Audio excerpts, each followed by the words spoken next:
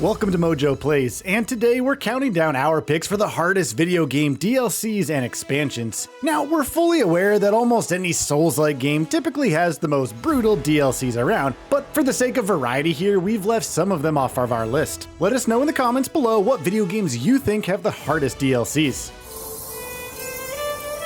I will save you. Before we begin, we publish new content all week long, so be sure to subscribe and ring the bell to get notified about our latest videos. Number 10, Kingdom Hearts 3 Remind.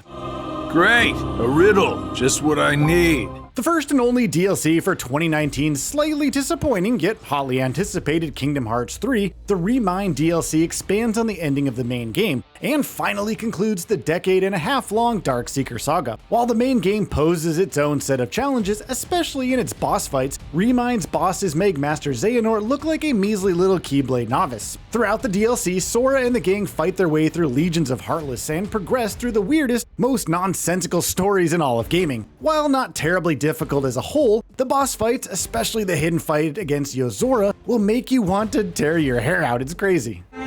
Sorry, but I don't lose. Number 9, Horizon Zero Dawn: The Frozen Wilds. Elizabeth Sobek.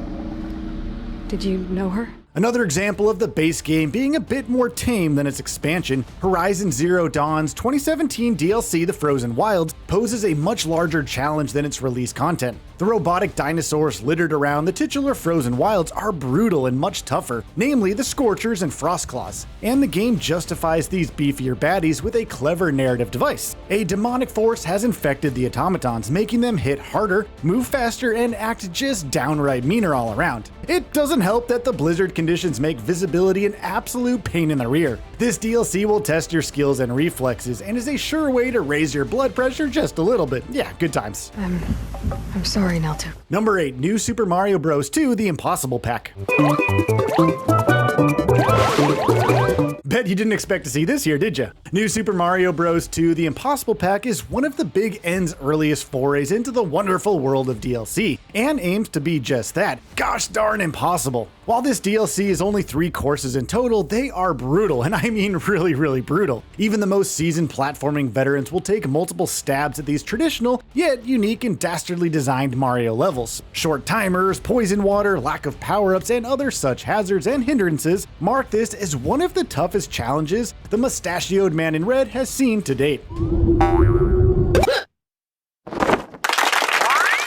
Number 7, Cuphead: The Delicious Last Course. Now don't let that catchy jingle and gorgeous 1930s nostalgic cartoon art style fool you here. The Delicious Last Course brings the heat just as much as the base game did, if not more.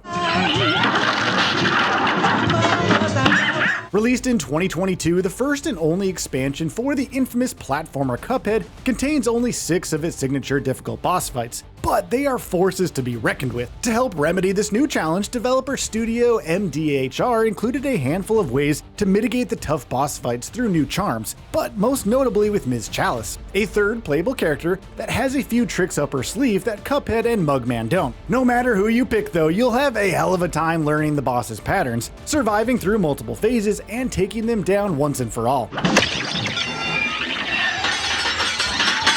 Number 6, Monster Hunter World Iceborn. Monster Hunter World is lauded as one of the best in the series' history, and its Iceborn expansion further solidifies that while cranking the challenge up to 11. Master Rank, which was introduced in the expansion, includes a higher tier of new equipment, quests, and, you guessed it, monsters to, well, hunt obviously. The typical Monster Hunter gameplay loop we know and love is unchanged, but the monsters are absolutely infuriating. Even the first boss, Beotodus, basically Iceborn's tutorial boss, leaves even experienced players at a loss. Grinding, and yeah, you guessed it, more grinding are in store for those who are trying to finish the DLC, as you'll need the strongest weapons and gear to make it through the final boss fight with the Elder Dragon Shara Ishvalda, who is an enormous son of a gun to beat. Happy hunting! Go figure. Just another link in the food chain. Number 5, Resident Evil 7 Ethan Must Die Mode.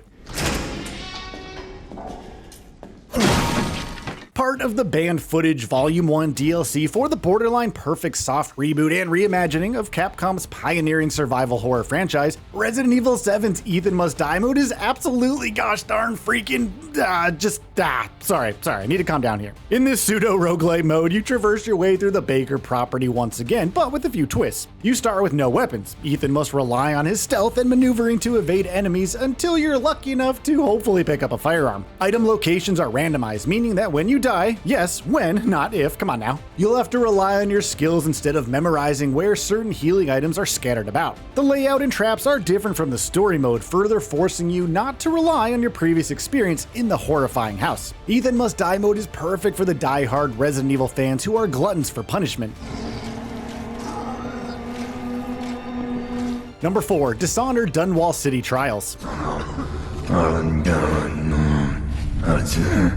Dishonored is a narrative-focused stealthy jaunt through the grimy and grimy port city of Dunwall, offering a unique spin in that you can complete the game without killing anyone or engaging in combat. Dunwall City Trials, however, is a pack of 10 challenge maps that'll not only test your stealth, agility, and combat skills, but your patience as well. While merely clearing each trial isn't the most challenging thing, getting 3 stars can be absolutely and truly grueling here. Many of these stages require absolute perfection, as some enemies have an instant kill that'll set your progress all the way back.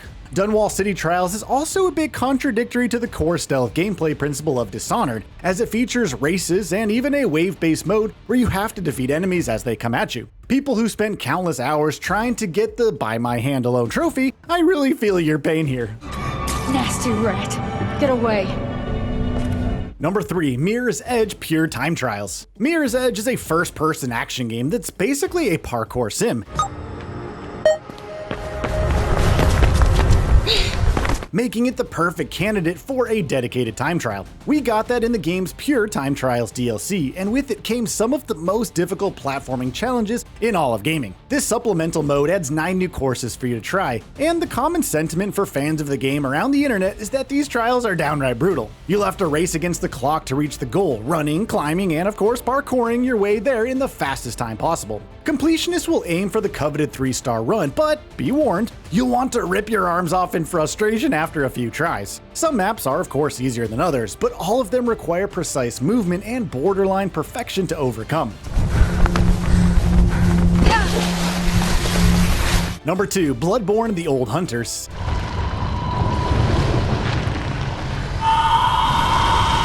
Yes, I know what you're saying. Finally, a Souls-like entry on this list, come on now. Souls-like games are widely known for their difficulty spikes, with games like Elden Ring standing out amongst the pack, but more on that game in a bit, hold tight. Bloodborne is of course no different, but its difficulty pales in comparison to that of its DLC, The Old Hunters. Some areas and encounters have stat and level requirements which, if unmet, will ensure you have the worst possible day of your life. The boss fights are as brutal as you'd expect, and making your way through the roughly 10-hour expansion will by no means be a walk in the park. You'll have to gear up and strategize more than you ever had in the base game. The Orphan of Kos, The Old Hunters' final boss, is one of the most daunting and grueling boss battles in any game. Its sheer size in relation to its speed and reach make this two-faced fight one for the books.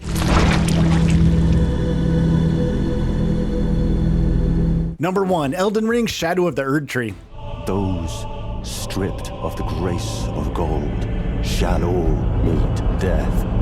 The most recent DLC at the time of this video, Shadow of the Erdtree, reignited the get good conversation around the internet, sparking people all over social media to drop their 2 cents about the difficulty level of this expansion. Annoying Twitter discourse aside, the base game is a hefty challenge in and of itself. And Shadow of the Erdtree expands on that, offering numerous new bosses and build options while giving players the choice to collect Scadutree fragments to augment their stats while in the realm of Shadow. These buffs only offer little asylum, as you'll often feel underleveled the more you play. Shadow of the Erdtree truly teeters on unfair, and even veteran players have a hard time with the final boss Radon. With about 40 major bosses to triumph over, Shadow of the Erdtree is far and away the hardest DLC we've ever played, so yeah, you better get good. What games do you think had the most difficult and frustrating DLCs? Let us know in the comments below, and don't get too mad that we left off your favorite. I mean, come on, these DLCs have done us enough damage already.